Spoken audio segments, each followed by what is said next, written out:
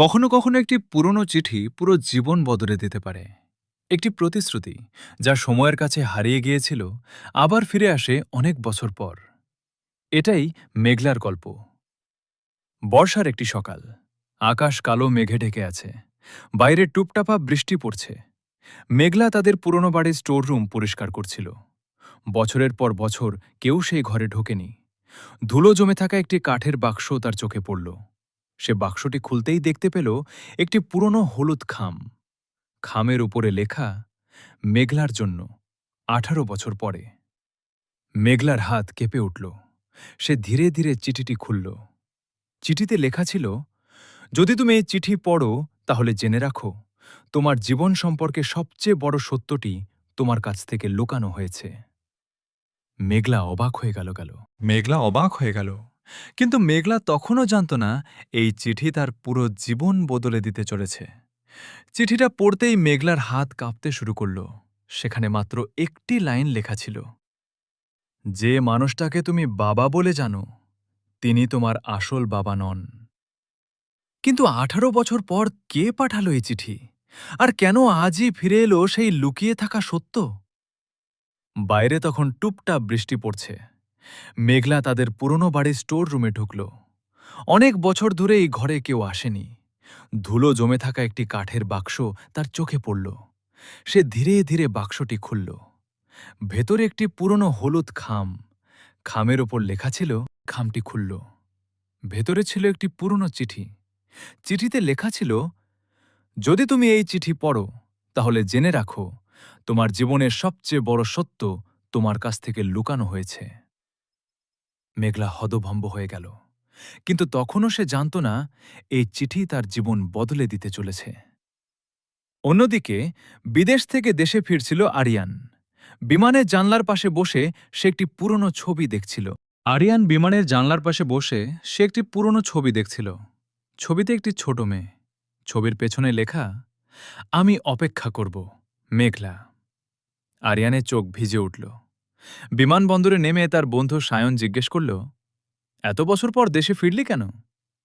আরিয়ান ধীরে বলল, একটা প্রতিশ্রুতি রাখতে। সেদিন সন্ধ্যায় মেঘলা আবার চিঠিটা পড়তে শুরু করল। চিঠির শেষ অংশে লেখা ছিল, যে মানুষটাকে তুমি বাবা বলে জানো, তিনি তোমার প্রকৃত বাবা নন। মেঘলার মাথা ঘুরে উঠল। ঠিক তখনই দরজায় কড়া নাড়ার শব্দ হল। টক টক টক।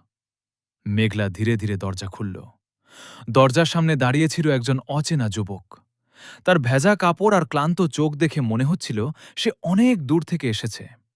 যুবকটি বলল, তুমি কি মেঘলা? মেঘলা বলল, জি, কিন্তু আপনি কে? যুবকটি উত্তর দিল, আমি আরিয়ান। মেঘলা অবাক, জি, কিন্তু আপনি কে? যুবকটি উত্তর দিল, আমি আরিয়ান। মেঘলার হাত থেকে চিঠিটা পড়ে গেল। আরিয়ান নিচু হয়ে সেটি তুলল। চিঠিটা দেখেই তার মুখের রং বদলে গেল। সে ফিসফিস করে বলল, অসম্ভব। মেঘলা জিজ্ঞেস করল, আপনি এই চিঠি চেনেন? ঠিক তখন মেঘলার মা নাসরিন ঘর থেকে বেরিয়ে এলেন। আরিয়ানকে দেখেই তিনি স্থির হয়ে গেলেন। তার ঠোঁট কাঁপতে লাগল। না, এটা হতে পারে না। আরিয়ান ধীরে বলল, খালা, আমি ফিরে এসেছি। হঠাৎ নাসরিন অজ্ঞান হয়ে মাটিতে পড়ে গেলেন। মেঘলা কিছুই বুঝতে পারছিল না। একটি চিঠি, একজন অচেনা মানুষ, একটি লুকানো অতীত, সবকিছুর পেছনে কি রয়েছে 18 বছর আগের কোনো ভয়ঙ্কর সত্য? সেই রাতে বাড়ির বাইরে দাঁড়িয়ে আরিয়ান আকাশের দিকে তাকিয়ে বলল, যদি মেঘলা সত্যিটা জেনে যায় তাহলে সব শেষ হয়ে যাবে। আরিয়ান একা দাঁড়িয়েছিল বাড়ির বাইরে।